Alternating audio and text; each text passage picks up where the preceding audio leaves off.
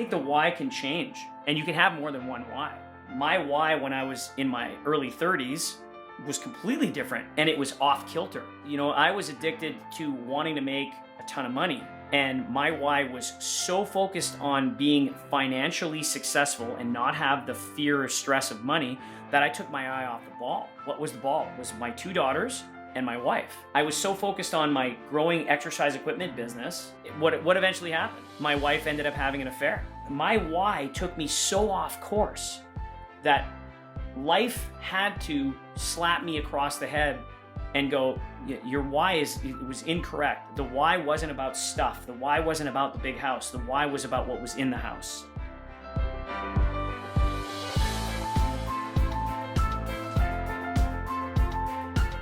What is going on, everybody? Guys, welcome back this week to another amazing, guys, and very, very, very exciting episode of the Superhuman Life. As always, I'm your host, Frank Rich, and I just want to start off today by reminding you guys how incredibly grateful, thankful we are to have you here with us. Guys, here we are, episode 118, and what a doozy do we have here with you. I have one of the world's leading sales trainers in the fitness industry, sales trainers in the bike industry, coaching industry.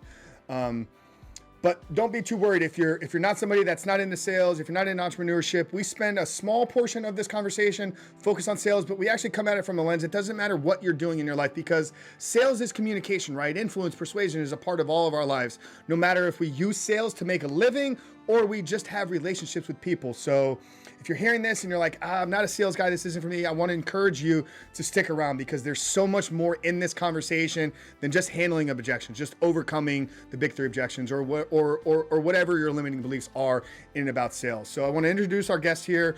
We have with us, like I said, one of the world's leading sales trainers, none other than Joe Marcoux. Joe Marcoux is the founder of the S.O.S. Dojo, the Sales Objection Handling System Dojo, and he's a sought-after keynote speaker. Now, with over 30 years of specialty retail experience, Joe has managed, owned, and sold retail fitness businesses and has trained thousands of salespeople to become consistently better closers.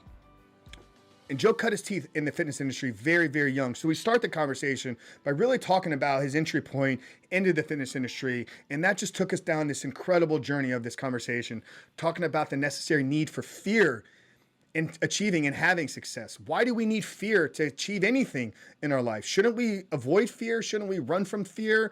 We really smash that, and it's some really powerful stuff that we get into.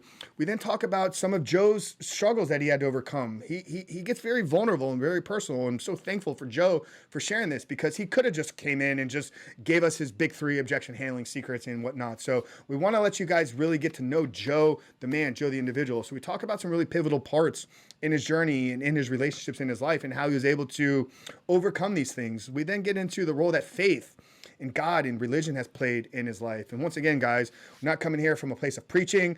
We're all on journeys, we're all learning, but we really think that there's a lot that can be unpacked from this conversation. Then about the midway point, we make this small little pivot and getting into sales and talking about what are some of the things that people have wrong about sales, the value of body language and communication, how words are really only 7% of the actual communication that you're having with people.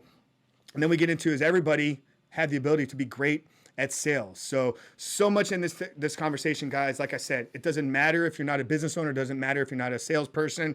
This episode will change your life if you let it. So without further ado, guys, let's get into today's conversation with the founder and leader of the S.O.S. Dojo, none other than Joe Marcoux. Hope you guys enjoy this. We'll see you on the other side. Joe, my brother, welcome to the Superhuman Life. Thank you so much, Frank. Listen, I am absolutely honored to be here. I told you before we started recording, I actually made a request from a coach / friend of mine to introduce us.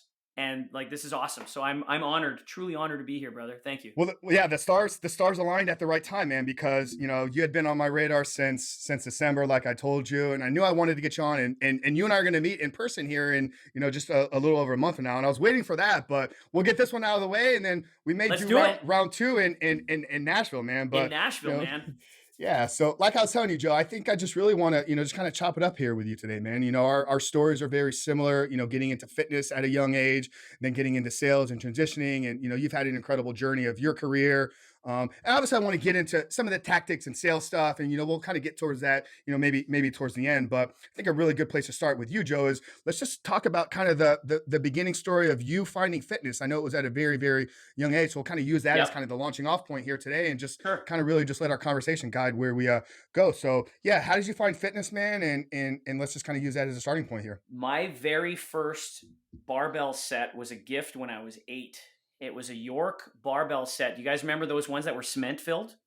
Yeah. Like the cement filled, like sand or cement plastic weights with the like very very thin, uh, you know, iron. It was horrible, right? Because it was dangerous. Because I mean, the weights would fall off. You had the plastic collars at the end, and Yeah.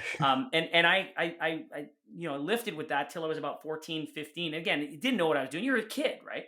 And then by the time I got to around 14, 15, I really, in high school, I start to go, okay, like I need to start getting this a little bit more serious about it. And of course, it became this thing about bro science back then. So I'm in my 50s, so it just gives you an idea. Like I was at the idols that I had in the bodybuilding world at that time were Lee Haney, Lee Labrada, Barry DeMay, and the like. Right before so I'm in the 80s at this Yeah. point, and then I remember starting the idea of supplements. And I had a friend of mine who had just competed in high school bodybuilding, and like he was a new friend. It's kind of a convoluted story. He's still one of my best friends to this day. His name's Quentin Nielsen. And Quentin started dating. He didn't go to my school. He started dating a girl who was a friend of mine in my school. Her name's Rena. And I met Quentin at a high school dance. And here's this dude who's like, like in my mind, he was jacked, right? I mean, he wasn't jacked, but he was a big dude. And I was like, well, for me, I'm like, he easily had 30 pounds on me. And my genetics, I'm just not designed to be a big dude. I mean, back then I was 5'9". I'm shrinking, by the way. So I'm 5'8" now. And it's like, what the hell's going on, man? Anyways, so either way, I'm 5'9" at the time. And, we start talking. And he's like, yeah, first things first, man, he's talking to me about diet. I didn't get it. I'm like 15, 16 when I meet this guy. And he's telling me about diet, telling me about training, starts telling me, hey, I'm going back in the day. You got to start taking amino acids. You got to start taking, desiccated liver and all of it. Like some of your older listeners are probably laughing their heads off right now. Like I'm going back way back when dude, this is the craziest part. And I don't know if you're like video recording this. I still have my very first can of protein powder from Joe Weider. Wow. I saved it. It was called Big. Why? Because it was a weight gainer. Because I wanted to be big. And I'm not designed to be big. So I have change in it now. So, dude, like think of it. It's a metal top container. Like they don't make these like it's so. Anyways, so I start training, and then I start going to my first gym. Like never mind like training at school. Now I'm going to a gym, which was the European Health Spa, which is what it was called. My very first health like gym experience, and I'm in Winnipeg. And this is the crazy part, Frank. This is so crazy. I remember being 15 going into the European Health Spa, and it was co-ed with one change room. So men and women, oh yeah, it was crazy. Like, so I'm a 15-year-old, nothing but hormone 15-year-old kid, and I'm seeing full grown, and like the women there, like they were beautiful. And there were a lot of, like, you got to think this is the 80s. So it's not like where fitness is today, where there were ladies only facilities. And like, I'm a young guy, and there were young dudes, young to my standards today, that they're in their like mid to late 20s, early 30s. And there was stuff happening in the showers, it was crazy. It was crazy. And it was just a weird time. Fast forward a few more years. And then I again, because I was caught into the bodybuilding lifestyle, hook, line, and sinker. I loved it. I thought just the idea of being able to change your physique. And then I got the opportunity and I was working, again, I'm the small guy. I'm 5'9" at the time. And at my heaviest ever, even in my competing days, off-season weight was 206. This is the heaviest I ever got. And the heaviest I ever got on stage when I competed, because I finally took my first steps. So let's fast forward a little bit here. Took my first steps on stage after being involved in the fitness industry, because I started working in a store at the age of 18 and opened up my very first exercise equipment retail store at the age of 20. It took me another 10 years at the age of 30 to actually, come up with the cojones to actually go down and diet and compete. And I actually went down to Minot, North Dakota to go do the North Dakota state championships, as opposed to doing it in my own backyard. Because, and it's an important story, I think, for everybody. I was afraid about what I was going to look like, because I had an existing fitness business, and I was, not to say that I was a celebrity back home. I was known in the community of, I was a guy who was going on television talking about health and fitness and wellness and whatnot. And so now finally I'm going to compete. And for those of you who've never competed before, I will tell you, it's probably one of the hardest things you'll ever do in your life if you're going to do it well. And it doesn't matter whether you choose to use enhancement or not. That's not, I don't care. That's not the issue. The issue here is because performance doesn't come out of a bottle. If you're going to do the work, and I'll admit, I've been clean my whole life. That doesn't make me better than anybody else, because I just made that choice. The fact of the matter is, and again, when I say clean, let me be abundantly clear. That doesn't mean that I haven't, had any type of recreational, fun in my lifetime, and say that, I've never inhaled or anything of that nature. Like, I'd be lying to you if I said that. So let me, however, and again, what does performance enhancement mean? Do I drink caffeine, or have I ever taken a caffeine pill? Absolutely yes. Have I ever looked at, using certain supplements that are available over the counter, that even at certain times where yes, you can, no, you can't, yes, you can, that was it. Anyways, the dieting factor, the weighing your food, I got through all of that process, Frank. It was the hardest thing that I'd ever experienced. And I did it. I came in second, despite being not from the local area. And then I went to the provincials the following year, came in third, thought I got it out of my system. I said, okay, that's it. And then in my 40s, I went back and I said, okay, I'm going to do masters. And then I actually won the novice. Then I won the provincials. Then I went to Canadians, came in second. Then I did the world qualifier and I won. And then I went all the way in classic division. So again, they came out with classic, which is not right. And then in classic, I actually went and competed for Canada. I represented Canada at in Sofia in Bulgaria. That would have been 10 years ago.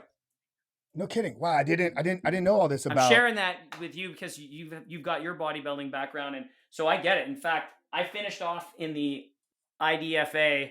I keep this trophy just as a reminder of the hard work. So this was in 2013, I won the what they call the Prairie Classic, and I got my pro card in the International Drug-Free Athletics. And yeah, if you don't mind, I don't want to cut you here, but I do want to maybe zero in a little bit here. Like I said, I didn't know this part about your story, but one thing I've talked a lot about, and I actually put a video on YouTube yesterday, lessons that I learned from bodybuilding that helped me quit porn. And I think that ultimately the decade that I spent prior to making the decision to get porn out of my life played a very pivotal role. And it's why we've integrated so much fitness, because I think there's so much that I got out of it. Yeah, I got some really cool trophies. I got some amazing photos. Like I made some incredible friendships. I've been able to travel, go to, some amazing gyms all around the country and whatnot. But when I really look at what bodybuilding did to me, it taught me some very important lessons. It taught me important character traits, or helped me develop important character traits that I've been able to direct into business, direct into entrepreneurship, direct into porn recovery now. And I'm curious with you, like, what do you feel as a very successful businessman now? Like, what have you learned? Like, how has bodybuilding transformed your life, maybe relationships, maybe business, and put you in a position like here to succeed and do the things that you're doing now? That's a great question. I'm gonna add a twist to the question. So first of all, there's some good there's more good than bad that came out of it. There is some bad that came out of it, and again, talking about recovery, I'll because I got addicted to it.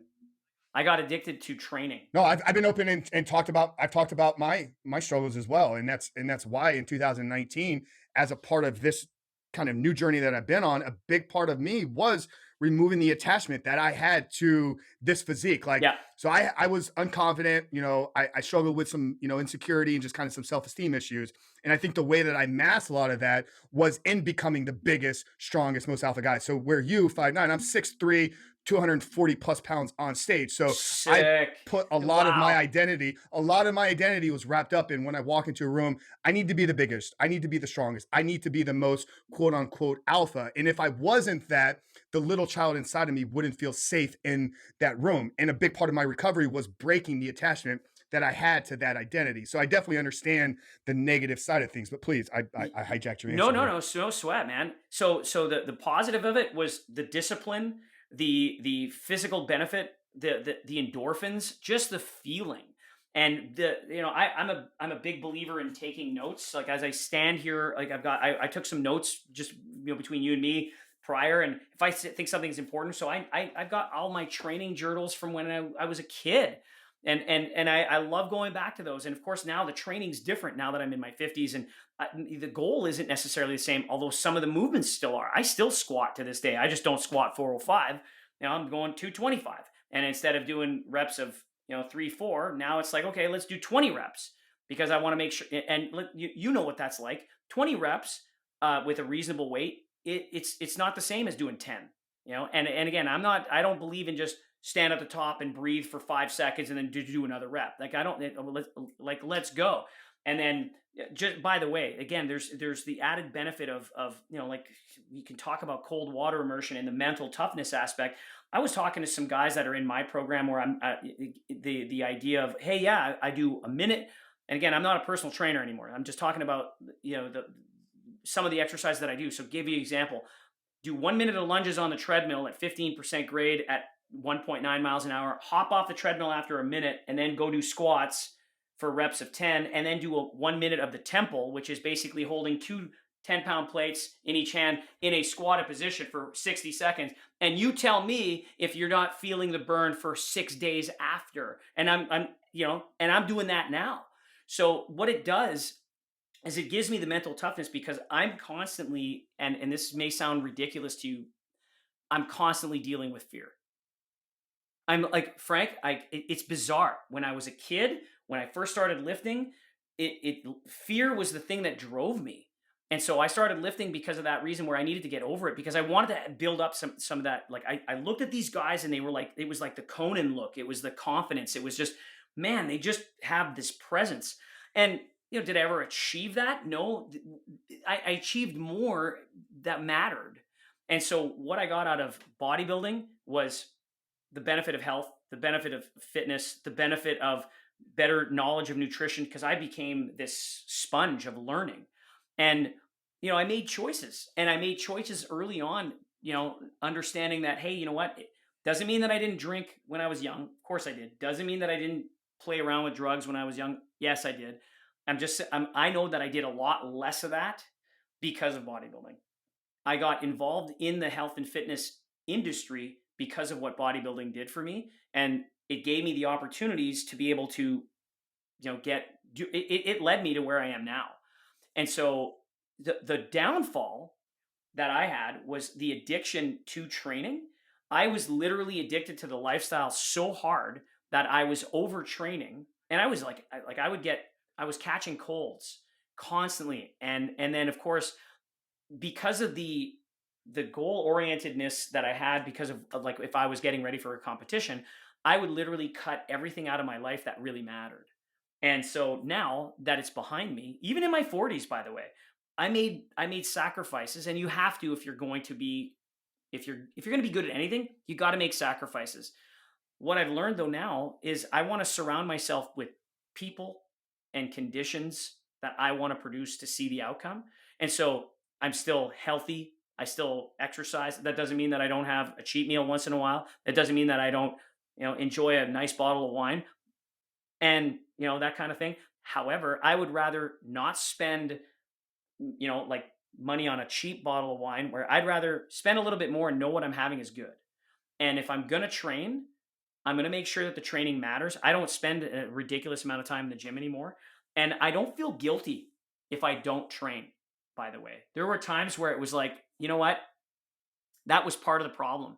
I would feel guilty if I didn't work out. And I know that now it's just part of my lifestyle. And I know that if I feel a certain way, that, and I don't know, do you ever feel this way? Like, it's like, dude, I need to get into the gym right now and just get some steam out. And it's just whatever. And so when I go back to this fear thing, fear's gonna, like, the fear that I have, that I'm living with right now, as weird as this sounds, is the fear of success. This is gonna sound so weird for people. Yeah. Unpack that a little bit if you don't Yeah. mind. So I just told I got some people that are they're members of my staff. I call them my black belt team. I just told them this on Wednesday. We're about to go through some good growth within the company. We've got opportunities that we're speaking at an event this month. We're speaking at a big event that you and I are going to see each other next month. And there's going to be opportunity within that. And of course, coming from a background when I was a kid, we were really poor. And a lot of people have heard this type of story before, and it's not the story that matters. It's how it matters to you as the individual. So in my heart, when I remember being a kid, where my mom, again, and nothing against my parents, they split up. My father left the city. He lived on the other side of the country for my childhood. I have a great relationship with my dad to this day. We're awesome. So just, and we had to work those barriers out. That was challenging. However, when I go to the fear space, it's that, when mom couldn't even afford new rubber boots. And so I get to a place where now, thanks to, like you, spent a lot of money, had to learn some skills, had to invest in myself, and money isn't a problem right now. And the truth is, money is not a problem. The growth of it, though, is I find myself where now it's like we've got some, and now it's like, oh my God, I don't want to spend it. And I mean, I was talking to some other people about this, where it's like, yeah, you can take you can take this to the bank. If you try to avoid fear and pain in the now, you're just going to have more fear and pain later, because it's going to be called regret. And so, as tough as this is, like, we had a meeting this morning with my brand new marketing team, and now I'm like, okay, guys, let's do it. And I told them, I said, I'm shitting my pants right now. like I'm literally I'm part of the language. So I'm feeling fear right now. And the guys just said, just hang on, Joe, you'll be fine. So, and I got to, like the trust piece, you got to trust people. I've got to trust my people, and that's hard. This is I don't mind blowing is probably not the proper word, but first of all, thank you. I really appreciate you being as open and vulnerable here. But I think that this is a very important conversation, not for anybody specific that's listening, but actually for me. So I'm curious, Joe, because I feel that I'm at a stage right now in my business and kind of my personal growth that some of that fear of success is beginning to appear. So I say very successful, knowing some of the people that you and I both know. The numbers I was doing in my previous company are like, that's like a day's worth of work for some of those individuals that you and I know. But for me, where I came from, like I told you, I had a paycheck when I was 21 years old. That was like a quarter of what my dad's salary was in a year. And then by 30, I was bringing in that amount of revenue almost on a daily or at least a weekly basis in a company that I ran. So we did a couple $1 million in the ticket and entertainment industry in sales over a 4.5-year period. And it was a very high overhead business. So when I say that number, it sounds a lot better than it really was, because, what I was actually ending up with at the end, it was still a multi-6-figure, net income for me, which is an incredible position, no matter where you are. Right.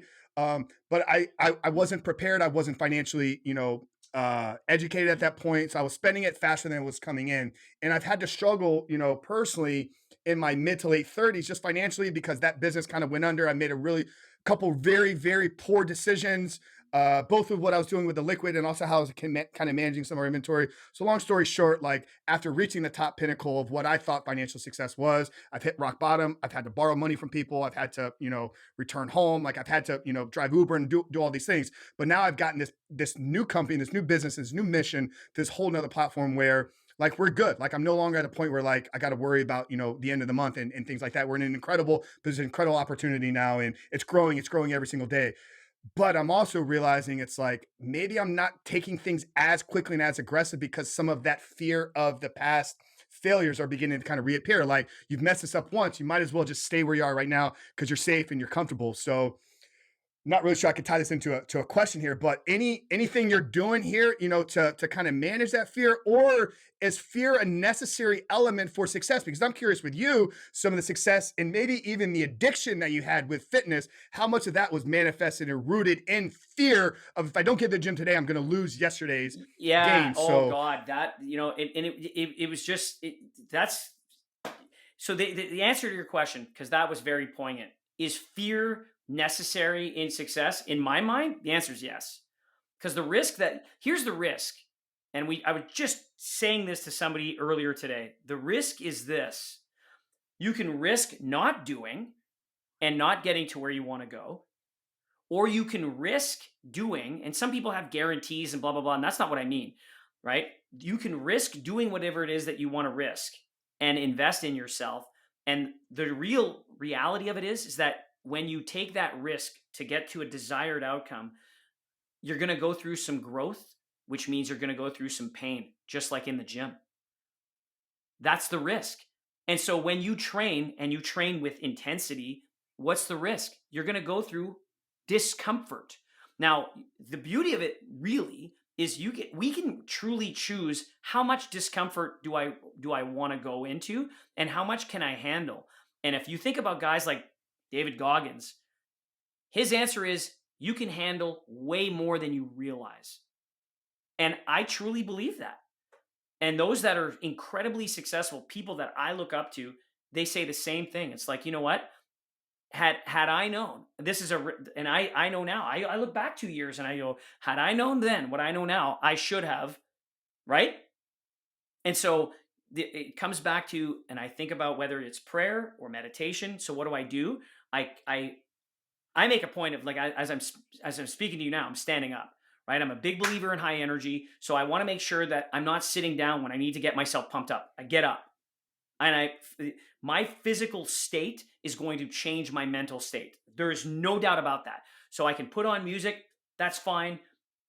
First things first, I stand up. Then what I do is I see myself surrounded, literally, and again, whether you want to call it meditation, whether you want to call it prayer, and I do both. I see myself as surrounded by the people and the conditions I want to produce. I literally visualize myself surrounded by those people who are lifting me up. So am I scared? Yes. Am I doing it? Yes. Do I do other things that drive me as far as a regular habit? And you mentioned, like, for example, Craig Ballantyne, who's one of my coaches. Like, one of my parts of my morning routine is, before I start work, I literally start my coffee, I go shave, I go downstairs, I jump in the shower for 2 minutes, cold water. I hate it. I do it, and I don't even think about it. I just get in, like, this is Winnipeg, Canada cold water. Like, it's freaking cold, man. How cold is it, Joe? About that cold. It's cold, right? So, like, and and I do it anyways. And then what I do is I do my morning stretch. All of, like, my from 5:30 to 6, I've got a 30-minute wake up process from being shaved. I'm ready to go. I'm dressed. I don't just hop out of bed and then go in disheveled at my desk. I have to kind of warm up a little bit. And my warm up includes a cold shower. And then I do a 3-minute stretch for my hamstrings. And to this day, I mean, it's like, I can't believe the people that don't have the flexibility. It's like, listen, because I'm telling you, Frank, I'm going to be the great grandfather. Forget grandfather, because I don't have grandkids yet. I'm going to be the great grandfather who's on the floor with the great grandkids. I'm going to be playing with little toys and getting off the ground. Like, that's the end game now. So when I think about that, it's, why do I do it? Am I scared? Yes. So go back to my why. Start with your why. Why am I doing it? Well, I'm doing all of this work because I know I'm making a difference in people's lives. I know that I'm making an impact. And so because of that, and I wish I had the recording, because it's being processed as we speak. I had a member of my program in tears today saying, a year ago, I couldn't afford to be here, Joe. I did it anyways. I didn't tell my fiance. We had an argument about it. We almost broke up our soon-to-be marriage. And now last night, both of us were crying as to how indebted we are to you. And he's saying this to me today. I kid you not. I can't make this up, Frank. And I'm like, oh my God. It's like, that's a why. That's a why. It's like the money has become, and it's weird to think of it.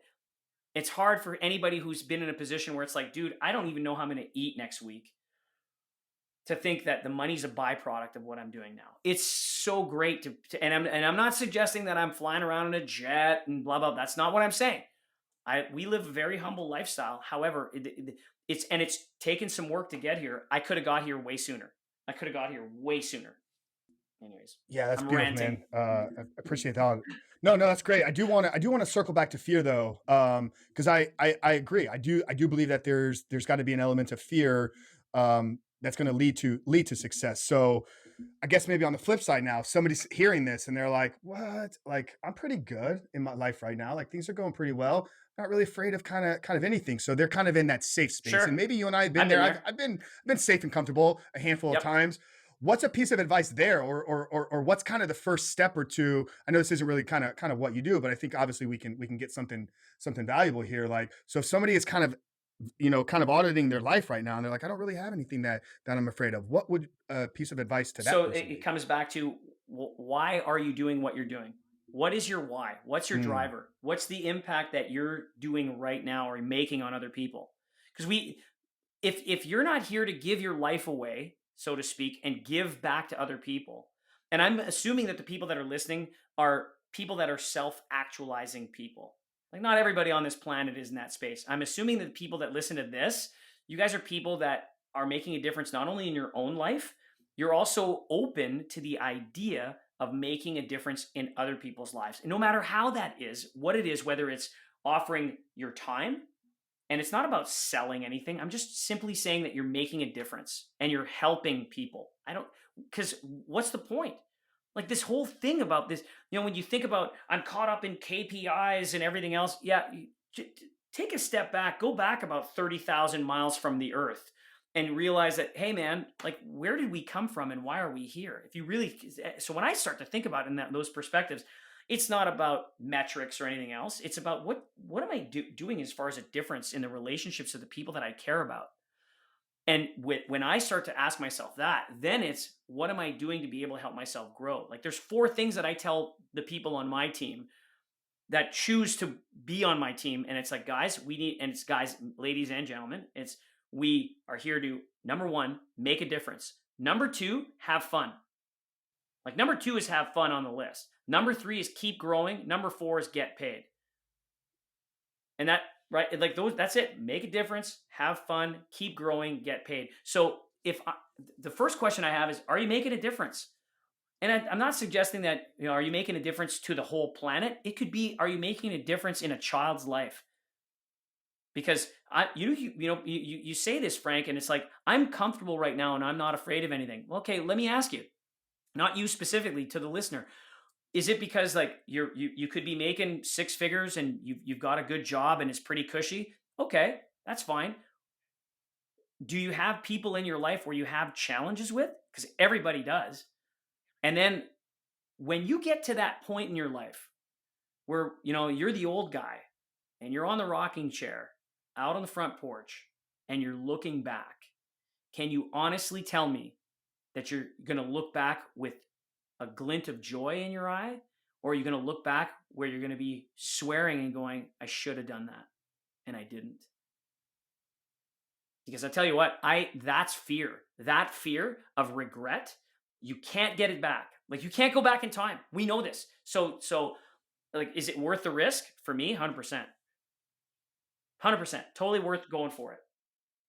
Love that so much. No, I'm glad we went there, Joe. So I think it's obviously necessary. And yeah, I definitely think, the people that are consuming this are in that, 2-5% of the population that, maybe they don't really feel they're making an impact right now, but at least they're interested in learning it. So do you think, purpose or why, do you think that's something, that we're innately born with? Do you think it's something that developed over time? And do you think, so our audience is going to range from, 20, mid 20s to 50. So there's kind of, when I look back at my life too, there's been different stages. What I was doing in my 20s, was it really my purpose? No, but I don't know if I would have landed here if I hadn't gone through that. So with you kind of finding your why and landing on your bigger purpose, do you think it was something from the beginning, and that's why fitness was an introduction at age 8? Or do you think that we need to go through and maybe do things that we're not really super passionate about in the early stages to develop certain skills? So once again, it's not a clearly black and white question. There's a lot of gray in there, but thoughts on purpose and why. I think the why can change, and you can have more than one why. Like, I can guarantee you that, because, my why when I was in my early 30s was completely different, and it was off kilter. I was addicted to wanting to make a ton of money. And my why was so focused on being financially successful and not have the fear or stress of money that I took my eye off the ball. And the ball, what was the ball? Was my two daughters and my wife. I was so focused on my growing exercise equipment business that I focused so much energy on that what eventually happened? My wife ended up having an affair with my best friend, the godfather to my youngest daughter. So fear, you want to talk about fear. And again, I told you earlier on, my parents got divorced. So what did I say to myself when I first got married? I said, I'm never going to get a divorce, ever, ever. I said it out loud. I told her, never going to get a divorce. Then I find out not only is she having an affair, she's having an affair with my then best friend, godfather to my youngest daughter. I'm like, so now it's like, and through it all, I don't want to have a divorce, because I don't want my kids to go through what I went through. And so where do you think my why took me so off course that life had to slap me across the head and go, your why it was incorrect. The why wasn't about stuff. The why wasn't about the big house. The why was about what was in the house. And I lost a portion of it, and I ended up losing a friend. And yet that was good, by the way. This is, God's honest truth. It was the best thing that ever happened to me. At the time, it was horrible. And I went and sought counseling, and it was really interesting. I went and saw this counselor who had this anger management course, and he goes, I highly recommend that you come to this anger management course. So I go in, and I'm the only guy who's there voluntarily. Everybody else is a criminal.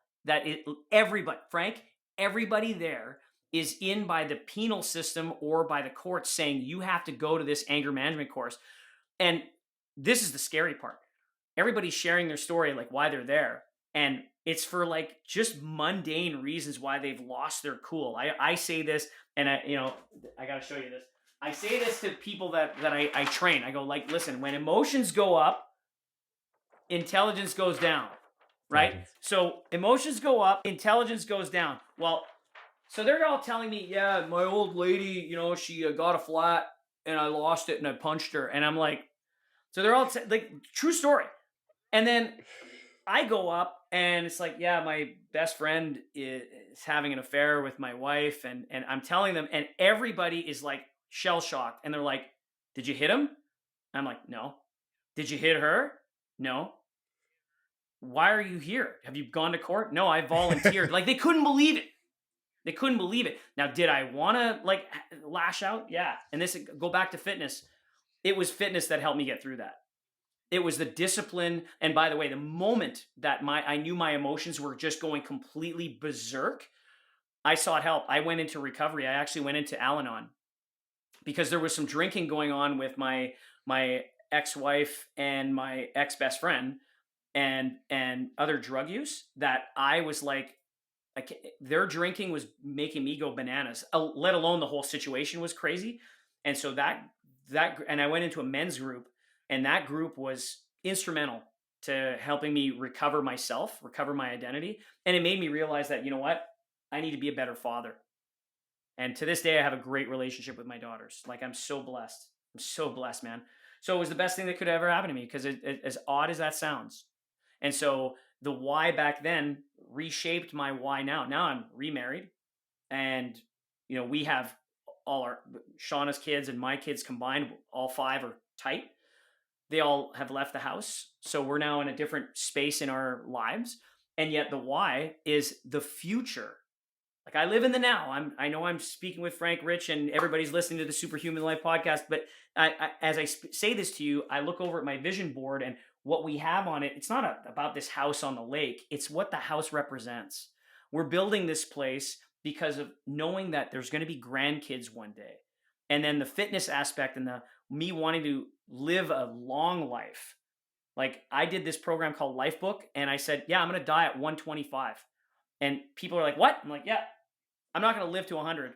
I'm going for it. 125. I want to be a great grandfather and I'm going to be active and on the ground with my great grandkids. Because if you can't get off the ground, you're going to die. So I'm saying when I'm on the ground, like I don't need to be doing 405 squats. Wow. I'm just simply saying I can get myself off the ground and play. That's what matters. That's my why. Yeah. I check in with it every once in a while just to make sure I still got it, and I do. You know, I'll throw 405 on. Just like, yeah, I still got it. I can't even go there anymore. I don't need to. I don't need to. I don't need to work with it. Actually, it was crazy. I'm chasing. I want to get 50 unbroken pull-ups by the end of the year. It's like my one fitness goal. I want to get back under 10% body fat. So I have a kind of a physique looking goal. And then I want to get 50 unbroken. About 255 pounds right now. And I can get 31, 32 pretty clean. But I've realized like it is adding so much strength to my back. I don't do a lot of heavy rack pulls anymore. It was a staple for me in bodybuilding. But 2 weeks ago, I'm like, let me just see what I got. And got 4 plates, banged out 15 pretty quickly. Threw 5 plates on, got a set of 10 real quickly. Threw 6 plates on. I was like, I don't think I can pull this. And I got 2 and it felt incredible. I hadn't done a rack pull in 6 months, but I'd done 50 pull-ups every single day. So yeah, I'll check in with it every once in a while. Joe, I want to thank you once again, man. I mean, it's none of this is shocking to me. You know, obviously, you know, I've like run an addiction recovery-ish podcast here. You know, we're not only about addiction, but that's obviously the work that I do. You know, talk about, you know, admitting my porn addiction was the point that changed my life. So to hear these things, it's not shocking to me. It's actually more shocking that in all the research and all the other interviews that I've listened to, none of this has come up, because I think it's really a lot of these parts of your story that are really creating the success. Yeah, there's the books and there's a coaching and the mentor and the daily habits and all this, but I really think like, and I'm curious your take on this. Like, do we need to go through a period of rock bottom or something similar? Do we kind of need to get knocked upside the head? Do we need to be shooken by God, or can somebody reach your level of success? We know a lot of the same people, and almost every single one of them has that point.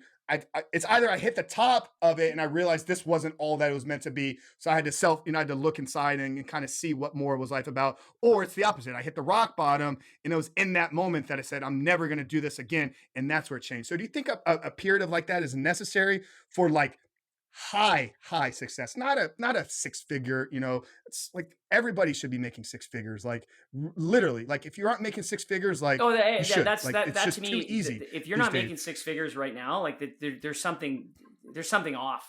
That is so available for all. Yeah, that should just be a reality. Okay. The other So does everybody need the rock bottom, the knocked upside the head to reach the ultimate peak and fulfill their full purpose? And the answer is yes. Those are lessons that, as you placed it, you know, God or life has given you those lessons for a reason, and it's on repeat. I mean, it's on repeat. If you don't get the lesson, it comes back. It comes back, and it'll come back. You know, like there's this 10x movement, right? I want to 10x your business. I want to 10x your sales. Okay, guess what? It's also going to be, if you didn't get the lesson the first time, it's going to come back harder, and likely it'll come back to you 10x. So there's a other side of that coin that we don't talk about. And so yes, I mean, the struggle is real, and you have to embrace it, and it's okay. It's like it's part of life, and this is the crazy part about social media. We all see, and myself included, I put up, you know, the good stuff, and I put up, you know, good tips and blah blah blah. It's the highlight reel. And yet the truth of the matter is there's a lot of lows that we don't see. It's not realistic. So I think that you asked the right question. Is that something that we need as the human experience? I think it's written. It's written as part of it's in the manual, man. You're going to have to go through this. And those people who pick up your cross daily recognize that this is actually part of it's part of the manual. It's part of the journey. And, you know, I'm going to go a little deep here. We've been given the choice, right? This whole thing of some people don't think that we have free will. Actually, you do. You have free will. And are you willing to be aware of when you're in it? Of how, like, as opposed to, I'm going to be consciously disconnected to my source, to God. Because you can choose to say, you know what? I don't want to deal with this right now. I'm going to flick something on and I'm going to, let her rip. Or I'm going to start watching TikTok because I don't want to think about this right now. Or or I'm going to drink something right now, or I'm going to go eat, as opposed to go talk to somebody about it. Literally just have the conversation and deal with like, we're dudes. We're freaking guys. And guess what? We don't have these conversations that are hard enough, like, to be able to say, this is painful. And yet everybody that you and I have talked about have been able to come to a place where not only did they go through the garbage, now they share it. And so you're giving me the opportunity to do the same thing, because everybody, if everybody has gone through the garbage, the question is, have you done the work afterwards so that you don't go through it again?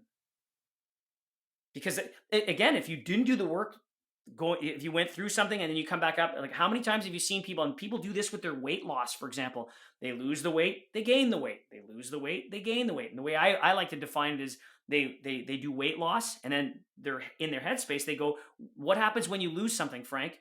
Your brain tells you to go find it. So you lose it, you go find it, you go lose it, you go find it. And wouldn't it be great to be able to go and do the work so that you can just release it and let it go for good? And so you have to do the work, right? So you can have, like, people that might be listening that are fitness and weight loss coaches, for example. Well, guess what? Yeah, you're a fitness and weight loss coach. Is it sustainable? Because you could do a 12-week program and be done, right? 12 steps. Or you could do the program and you could live the life. So how I phrase that in our business, Rebuilt Recovery, we help guys overcome their addiction to pornography, but I don't want to help anybody just quit porn. Like, because what does that ultimately mean? You just stopped watching some videos? Fantastic. I want to help you become the man that can live without porn, because it's in that becoming that you develop the habits, you develop the identity of a man that no longer needs this in his life. You can quit anything. You want to quit porn? Stop watching it. Nobody's forcing you to do it. It's actually really easy. Just stop it. But chances are, at some point, life's going to knock you down. You're going to get stressed, anxious, whatever the feeling's going to be, and you're quickly going to revert back to that. But if you become the man that no longer needs it, then in those moments of stress, anxiety, triggers, you seek an alternative way to heal that pain versus the old route, which is the instant gratification, easy pleasure, dopamine hit, and then you're caught up in the relapse. I got a question for you on that, because I'm curious, and you're definitely more of an expert at this than me in my own opinion here. So do people just trade off? Like, if you, and I'm not saying that there's a trade-off where you can trade a quote unquote bad addiction for a quote unquote good addiction, because we have choice, right? It's free will. I'm simply saying, have you seen people who, because I've seen this, somebody who says, yeah, I've stopped taking drugs, now they're drinking, or they've stopped doing, because you can have the type A personality, and I'll raise my hand, I'm definitely one of them. Like, I'm like, yeah, I'm in, right? So it's that, yeah, I'm double A. So then it's like, okay, well, what's the that whole thing about, you got to have a work-life balance, because you're a business owner, I'm a business owner, and like I don't know if there is such a thing as a perfection in work life, because life isn't perfect. There's a book I read years ago called The Spirituality of Imperfection, and in the front cover is this beautiful urn, and it's got cracks all over it. And that's the whole thing. And the quote that I got from that book, by the way, and it's a great book, by the way. And the quote is this: man is a god who shits. Man is a god who shits. Just picture that. Right? And so it ain't perfect. There's a spirituality aspect of that. It's not perfect. Right? No, I think I got your question there.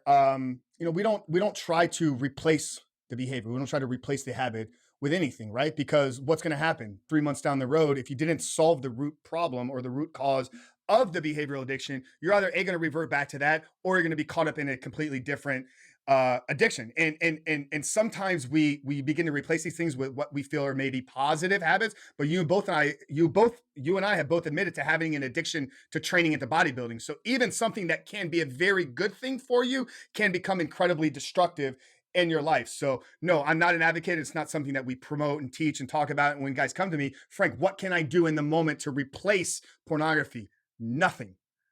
Solve the root problem of it. Figure out why you're running to pornography in the first place, and let's solve the problem from that place first. Once again, in changing who you are, in that identity change, in developing new habits, in becoming the man that no longer seeks it. And most often, it's rooted in some elements of pain or fear or something that has happened, and it's not always trauma related. It's many times a confidence issue that we need to work through and help the man develop confidence. I'm a big fan of Ed Milet's definition for confidence. Self-confidence is nothing more than keeping the small promise, or is built and kept by keeping the small promises that you make to yourself. So confidence can quickly be developed by setting a plan for your life, setting small little actionable tasks that you're going to accomplish, and then acknowledge yourself for doing them. And you do that long enough, then when you say, I'm going to stop watching porn, you actually believe yourself. That's the problem. Most of these guys don't, is they don't believe themselves when they say they want to do it, because they hit snooze. They don't go to the gym. They're afraid to have the difficult conversation at work. They're afraid to approach the girl. So they're not doing anything that they say they're going to do. So by quickly solving that problem, by saying, when you set the alarm to wake up at 6 o'clock in the morning, put the phone on the other side of the room or outside of the room, so you can't just reach over and hit snooze. Force yourself to get up, walk across the floor. Now you're forced to make a decision. Am I going to start my day, keep my promises that I make to myself? Because once again, how you do one thing is how you do everything, right? Like, Bejo's Cooley thing always says. So no, I'm not a fan of the replacing of behaviors or habits. You a man of faith? So if you're asking me, like, I'll put it this way. I was born and raised as a French Canadian. You come out a card carrying member of the Catholic Church, right? However, in my experience, what I've learned is how to feel guilty. And again, I'm not knocking the Catholic Church. I learned from even my parents have said, you get to take your own path. And so I went church shopping, and I'll tell you, I left the church for a while. You can imagine why. I remember what my ex-wife and my friend were having. My expectation, which turned into a resentment, by the way. My expectation was everybody at church was going to side with me and basically, shoo them out. And that didn't happen, right? And I left that church angry. And so, now I can tell you that I'm a very proud father of a daughter who's going to Bible college.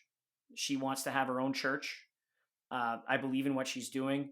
My relationship with God, I've learned to keep an open mind for the sake of this planet. I have my own beliefs, and yet I respect other people's choices as well. I hope that makes sense to you. So there's some spiritual teachers that I love.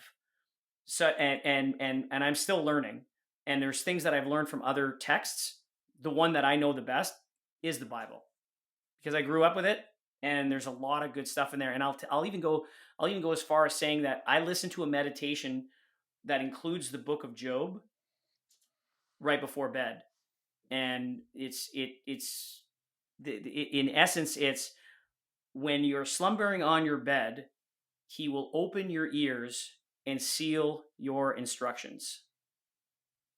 That's Job 33, verse 15 and 16. And so what's fascinating with that is that is technology for all of us. Whether you believe in God or whether you believe in Christ, that is technology that you can take to the bank.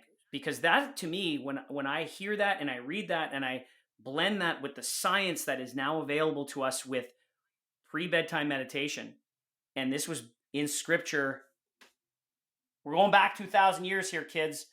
Tell me that, right? So like take that to the bank. So yeah. I still have a journey to go, though, Frank. I mean, that's the truth. I still find myself at times. Sean and I were discussing this. It's like I'm still a seeker. If that makes sense.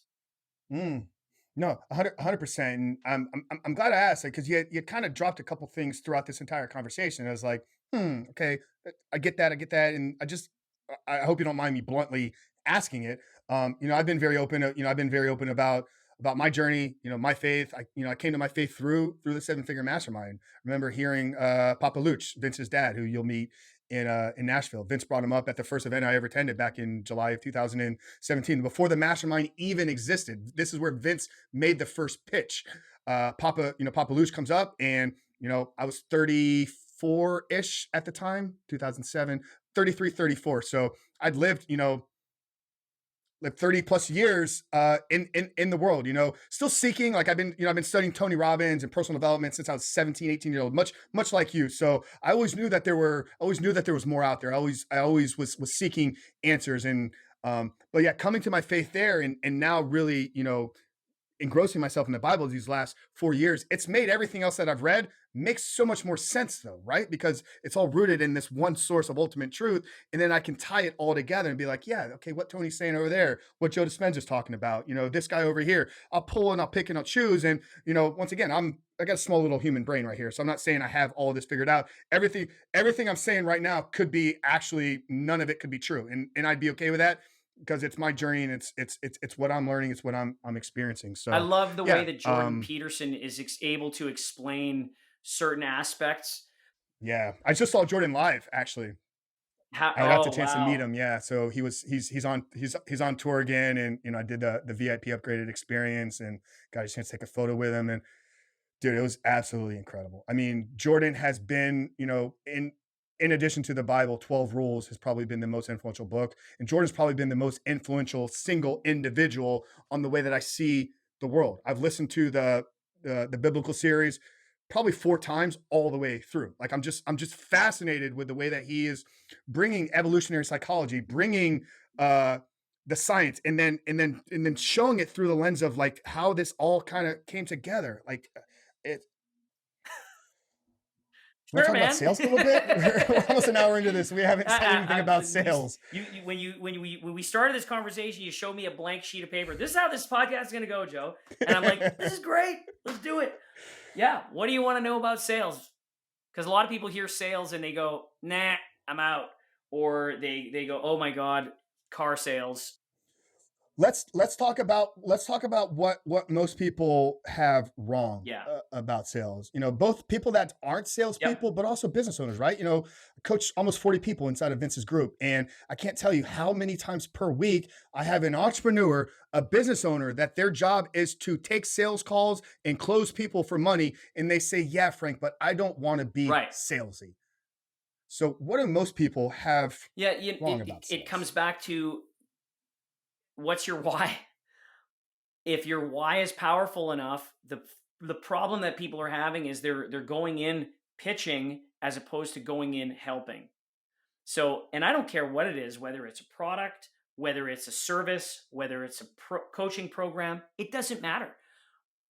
Are you asking people questions, or are you telling them what you have to sell? Because that's the difference. If you're going in pitching somebody, people don't want to be sold. They want to choose to buy. And there's a couple quotes here that are going to matter. People don't want to be sold. They want to choose to buy. The next quote is, people don't care about how much you know until they know about how much you care. So the question then becomes, what can I ask? Not what can I say. What can I ask to find out about this other human being so that they are compelled to want to give me their money to buy what I have to offer? I asked the question, what can I ask so that I can help this other human being so that they are compelled to buy? In other words, I don't have to sell.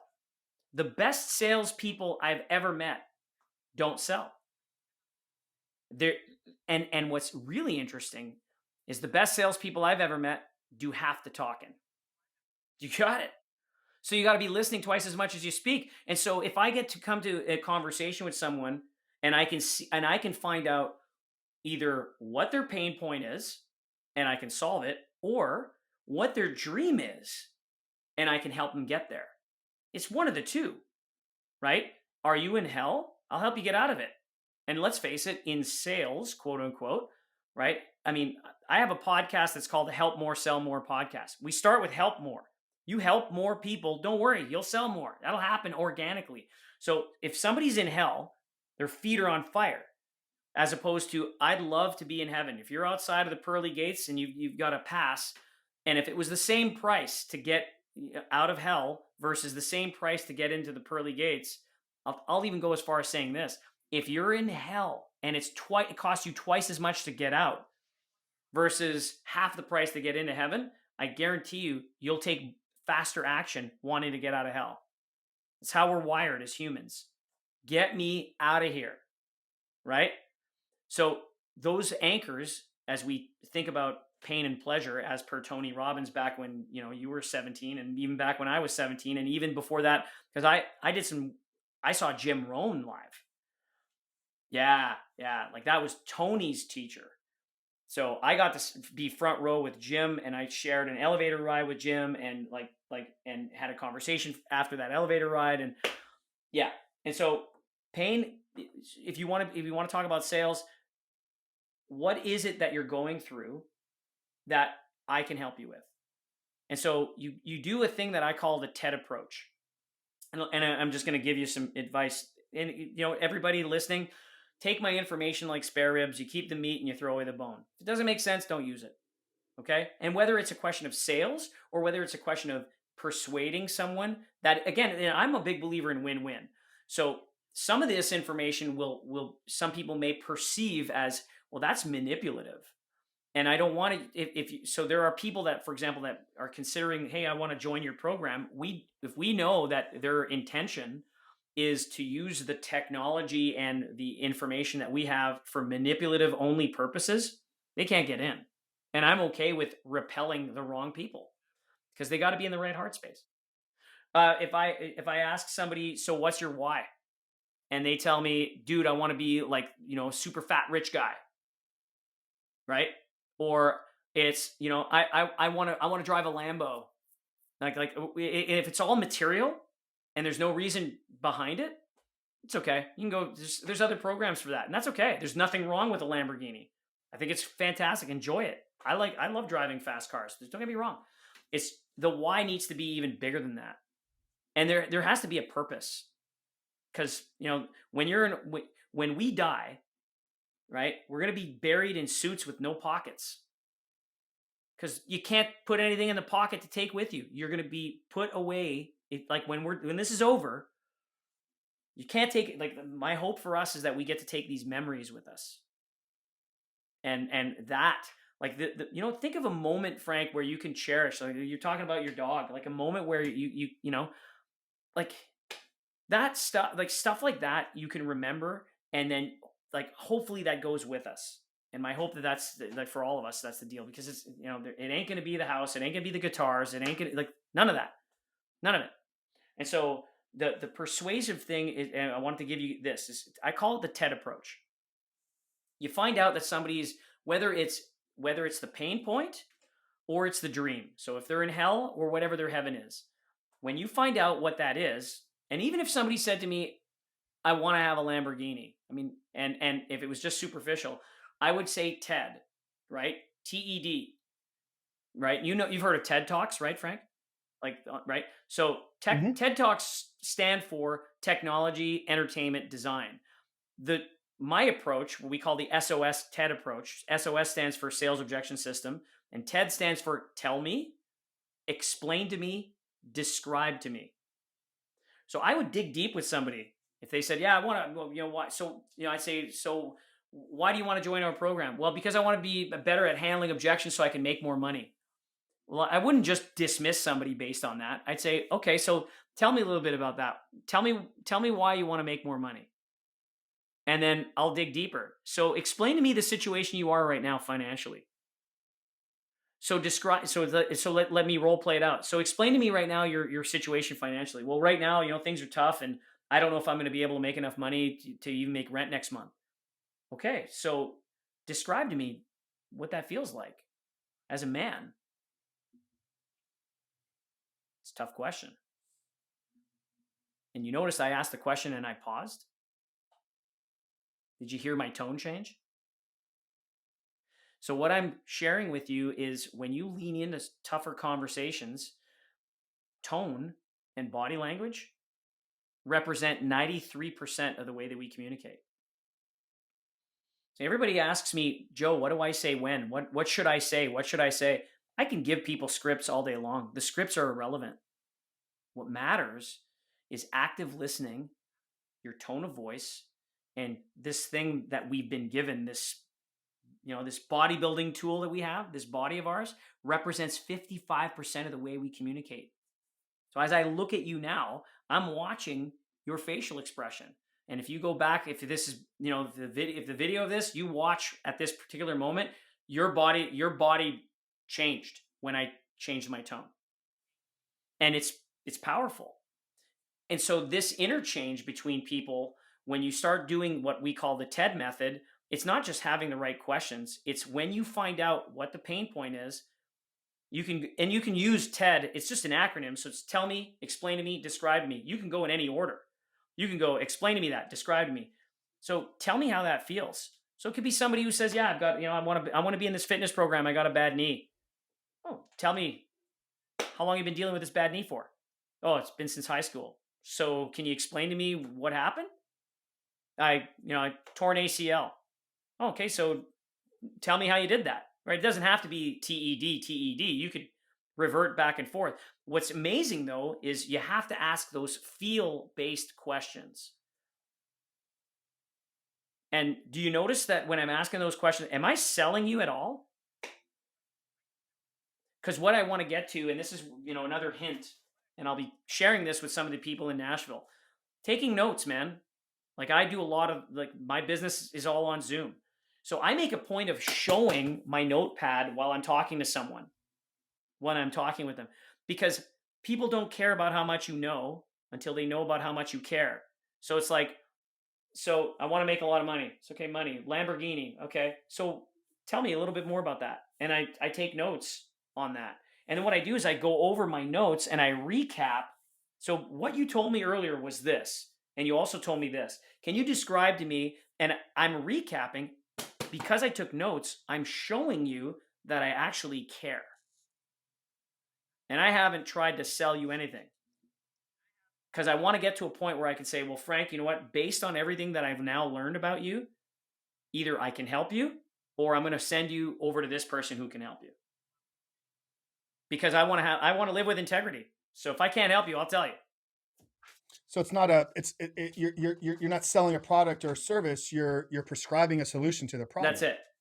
At the end of the day, right? Your intaking form is based around getting to the root of the problem, and then you're only going to make an offer if you actually have the solution, and it's going to come through the lens of a prescription. Yeah. And so whether it's product, I help people in product based businesses. I've cemented myself big time in the electric bicycle industry, for example. I've got like a huge fan base, and it sounds kind of weird. I started in the fitness industry, do a lot of work with exercise equipment manufacturing companies and retailers. And then I got into the bicycle industry and then into the coaching side of things. So just it's incredible. Now the rise is happening here in the coaching side of things, which has been blast. It's been a blast. And I'm having more, it's hitting more chords for me. Do you think everybody has the ability to be great at sales, or do you think that there's got to be something innately that you're born with? And I think I know your answer, because obviously you Right. run a sales training organization, so I'm assuming you're going to say yes. But are you just getting the people that would be good salespeople, and you're turning them into? The answer is a little bit of both. I think every entrepreneur who wants to as an entrepreneur or business owner, even if the thought of sales turns you off, we can help you change the way that you look at it. I've had countless testimonials, Frank. I'm not kidding. And I'm not kidding. Where people go, I thought it was going to be this. I've walked out feeling so much better in terms of my approach, and I don't feel salesy at all. Again, because a lot of it's mindset and heart set. Okay. So that's part of it. You can have people that they're great speakers and they shouldn't be in sales. So just because you have the gift of gab doesn't necessarily mean that you're a natural born salesperson. So it comes back to, is your heart in the Hmm. right place? And so everybody can learn skills. And I love that I've seen this interchange between Joe Rogan and Jordan Peterson. And I use this quote and I believe in it wholeheartedly. And this is for everybody listening. If you're ever curious about doing sales training, whether it's with me or anybody else, it doesn't matter. You're better. And here's the quote: you're better to be a warrior in a garden than a gardener in a war. So I would rather have somebody learn techniques that they even for themselves, they feel, wow, that's aggressive or that's salesy. You're better to learn it and have it in your toolbox and choose to not use it based on your own levels of where you feel from passive to aggressive. And I want you to be assertive, wherever assertive is on that scale. It's your choice. We just give you the tools. So you're better to be that warrior in the garden than the gardener in the war. Because if you don't know anything, you're going to get trampled and crushed. So to me, hey, we're going to give, and when we start off nice and easy, and we're going to give you some softballs to, hit out of the park. And then we start digging into some tougher stuff, like within a couple of weeks, like, I want to think about it. I need to speak to my spouse. What kind of deal can you give me? And it takes practice. I mean, none of it. How long does it take you to build a championship physique? I don't have a championship yet. I have some trophies. So technically, I've been at this thing for 20 plus years and I'm still working on it. So, Why would the muscle in between our ears be any different than the muscle that we have on our frames? It's akin to any sport. That sales in and of itself, or building a relationship, or even if it's dating or asking the boss for a raise, why would that be any different? what do people mean when they say salesy? Like, just curious. Yeah, my professional opinion on the salesy approach is that it's because they're not taking the consultative approach. So, and you know what? Like, even go back to when you told us earlier that when you said about the cell phone industry. You remember that you were 21, you were making, like, and things have changed. This is the other thing, that there's an evolution in terms of how sales are done. Things that worked 30, 40 years ago don't work today because people are smarter, and the way that people consume based on, things like this, our phones and whatnot, and the internet, things have changed. And so those approaches, we have to reconsider all of that. So somebody who's salesy is just pitching, and they're selling, they're telling, as opposed to, doesn't it make sense to ask more questions so that they could see if they can help? Got it. So that's the outverted extrovert guy that's a great speaker, but isn't coming at it from the place of wanting to help and serve. He's just, I know all this information. I want to sound really, really smart, and I really like talking to people. So you might as well just listen to everything I have to say. Yeah, well, precisely it. And don't get me wrong, I used to be that guy. Because I have no problem making a fool of myself, blah, blah, blah, class clown and all of that. And then just, let me tell you about my product. And it's got this, it's got this, it's got this, it's got this, it's got this. And, do you want to buy it? As opposed to, how do I know that this product that I'm selling is even good for you? So if you can take the approach of, like, and again, I come back to, doesn't it make sense that I ask you some questions? If you could take your whole approach to how you talk to somebody and literally time collapse. So instead of pitching somebody for 2 hours and do it in 20 minutes, what would you prefer? Wouldn't it make sense to have somebody feel compelled to want to buy from you in 20 minutes as opposed to trying to beat them over the head for 2 hours to buy from you? The latter is salesy. The first part is persuasive. So what do you want to be? Salesy or persuasive? I'm watching you unfold this, and you're like, right?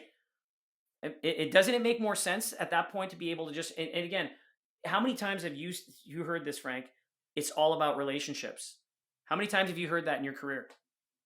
Every day. You be interested, not trying to be interesting. And so if I want to be interested in someone, I have to ask questions. So one of my favorite mentors of all time, a good buddy of mine named Steve Lindenau, he was the officiate for my wife Shauna and I's wedding. Like, then when I say, like, so mentor, And I call him the quiz master. I call him the quiz master because he asks so many questions. He's one of the best salespeople I've ever met. And he's taken my course, and I've learned from him through osmosis. He's 10 years my senior. He was a sales manager of mine. And what made him special was he asked questions. And sometimes the questions weren't relevant to what he had to offer. It didn't matter.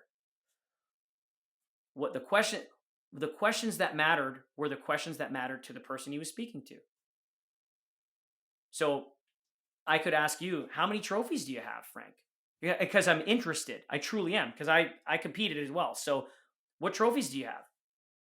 I think I kept 3 of them. So that's my 3rd place in the WBFF Worlds. That was done in Orlando, 2015. So that was after I left the NPC. This was before they had the Classic Physique, which the NPC introduced in 2016. So I competed up until 2014 as a heavyweight bodybuilder. Once again, I'm 6'3", so I wasn't even big. Like if I was going to compete at the pro level, I would have to walk around well over 300 pounds in the off season, probably be on stage around 270.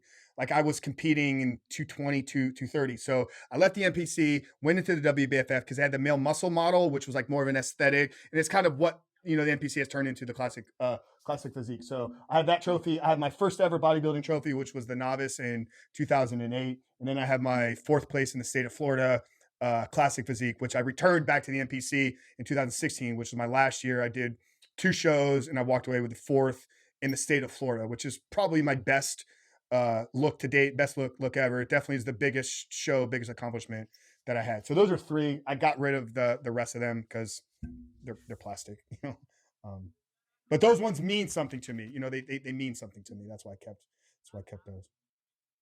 Probably the last one, the 2016 classic physique, because it was the best prep that I had. It was the best that I felt. I definitely brought my best package. The word that people like to say. Just I had reached the physique that I chased for a very, very long time. So when I started, I'm like, I want to look like Arnold 1972. Arnold was 6'2", competed at 240 when he won the Olympia in 72. That year, I stepped on stage, I think at 239, and I'm 6'3". Not that I had a physique that looked anywhere near what Arnold's did, but I'd gotten as close to probably what my body would allow me to do. So that one probably means the most. How long was your prep from beginning to end? Like from, okay, I'm starting to like feed to put on size, and then I'm assuming that's what you did. Like yeah. You went so for 2013 to 2016, I never really got too out of shape. Like I was dialed in. I was living the bodybuilder lifestyle. I had my other company, which didn't require a lot of time. So I'd work 4-6 hours a day. So I was able to sleep, incredible. I was able to train twice a day. I was able to get cardio in. My food was dialed in. So I probably never got in those 3 years, I probably never got over 11-12% body fat. But that prep in and of itself, it was 16 weeks leading me up to the first show. And then there was a 2-week split in between the first and second show. So that year's prep was an 18-week prep. So you had 2 shows literally like 2 weeks apart? What was your physique like? And did you see any like where? No, but I'm actually glad that we did it the way that we did. So the classic physique is height weight ratio. And, I measured myself and I'd always been 6'3". So I was assuming that I was going to have to fall under the 6'3" weight class, which was 240. Somehow in water depletion, when you cut your water, you actually lose space in between your joints. So when they went to measure me, I measured in at 6'2 and a half. So there was a difference in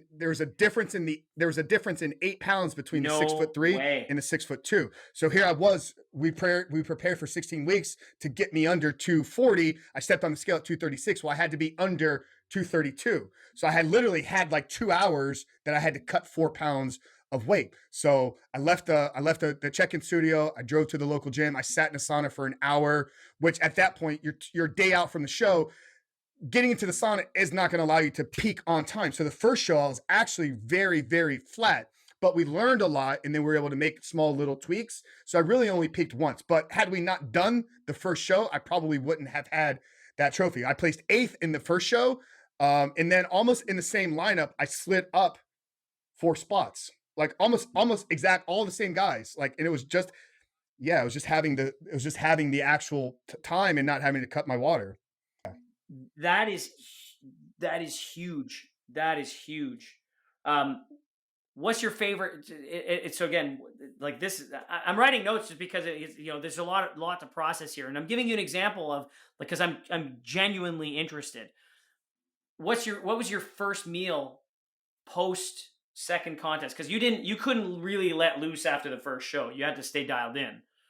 So what was your like? Okay, I'm letting it go now. I can go out and have a cheat meal. Yeah, by that point, all that stuff was kind of past me. So actually, the first year I competed, I got sick. I got very very sick, and I gave myself shingles. Like I overconsumed food. It just destroyed my body and immune system. 2 weeks after competing, my first show ever, I woke up and I had shingles going all down my back. It was the most excruciating pain I've ever experienced. So Oh by my that point, god. because I actually had a photo shoot the next day, I had 2 photo shoots the next day. So I think after, because I competed in Orlando, then I had to drive back to Tampa to be ready for the show. I think we went and had sushi.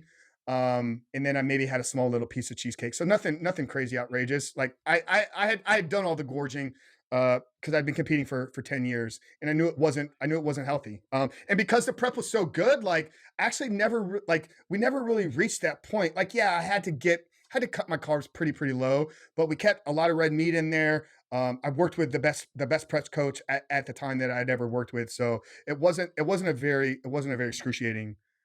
It led me to the next question. Did you have a prep coach? And your answer is Every single yes. time. Every And single time. was it worth it? Of course. Of course. Okay. So, I mean, if you're, even though you have the experience to be able to do it, Yeah, I've prepped people to it's win. good I've to have. prepped people to place better in shows than I've ever placed. Like I have a couple Right. first place. And yet, Yeah, it's necessary, right? And and that's so why it still makes better sense to have that's why outside Miss eyes. Olympia has a coach, right? You know, it's like, yeah, Yeah. you at that point you need you need a secondary.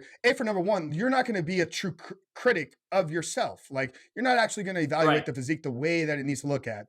Um, and then at the point when you're getting close to making these ultimate decisions, like your brain is not going to work at the level that it probably needs to. So yeah, That's it. everybody needs coaches in every area of their life, right? Like I got business coach, I got mindset coach, I got a physical coach still to this day. Like, you know, we've been talking about getting on the Love it. ground and crawling and this and that. Very fortunate. You know, as hard as I trained, as much weight as I lifted, I have zero nagging injuries. Yeah, I'll feel tight every once in a while. But one thing I have been doing is I've been working with a GOATA specialist, GOATA, greatest of all time athletes is the acronym.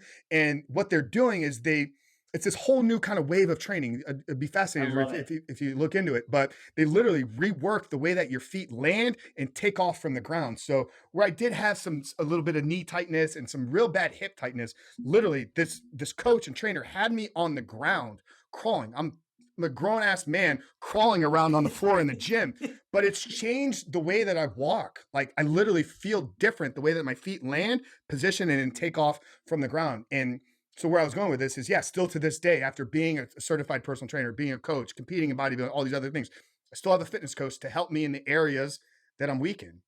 100%. So just to give you an example of even though that this is, I'm not trying to sell you anything at this point, right? I'm just taking notes of what I've learned from you that like your aspiration was, hey, I want to look like Arnold in 72.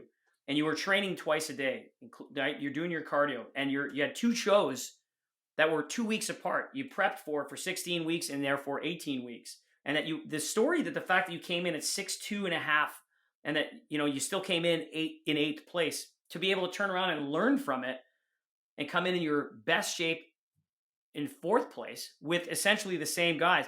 What am I doing right now with this recap? I just show that I care about you, man. It's so when people say I hate sales or I don't want to be salesy, is that approach salesy? I don't agree that it is. The hardest part that people have is when they hear somebody say, it's too expensive, I can't afford it, I need to think about it, I need to speak to my spouse. Why should I consider you? It's not in the budget. What kind of deal can you give me? These are all objections. And this is the part that we practice live. We have people that come in live We don't just give you a book. We don't give you just a video. We actually do live training, and that's what makes us different. So when you ask, hey, Joe, let's talk about sales, we get people to practice this process, and we get you to practice the hardest part. It's handling objections. And I want people to do it where they're just like just as I was having a conversation with you and listening and taking notes, it's that handling objections can be just as conversational. It doesn't mean that you have to be salesy. Yeah. It does mean that you have to ask questions, though. And we have to be cognizant of how we are in our demeanor. People get all nervous and, right, emotions go up, intelligence goes down. Same thing.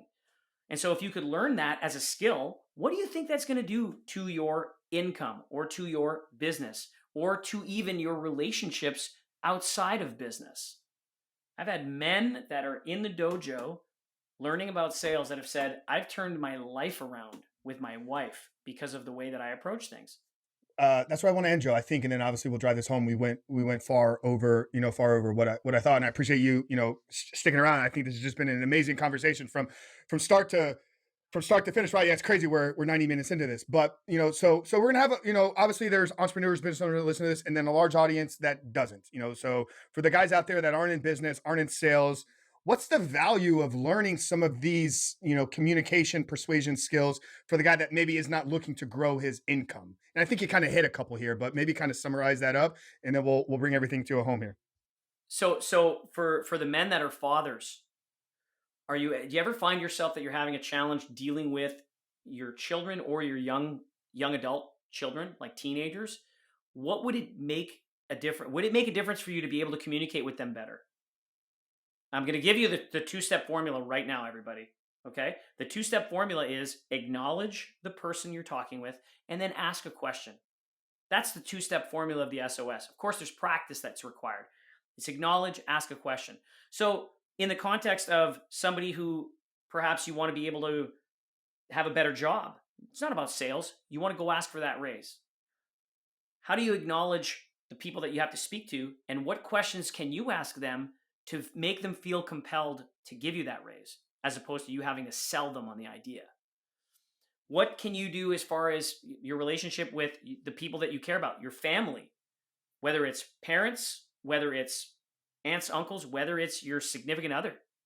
I can tell you right now that my very own wife is now in the dojo. We've been together for 12 years. She's now taking the program. I'm not teaching her, by the way. She's being taught by one of my black belts. And there's a reason for that, because you probably know, Frank, if you try to train or coach somebody that you're super close to, it's just a big no-no.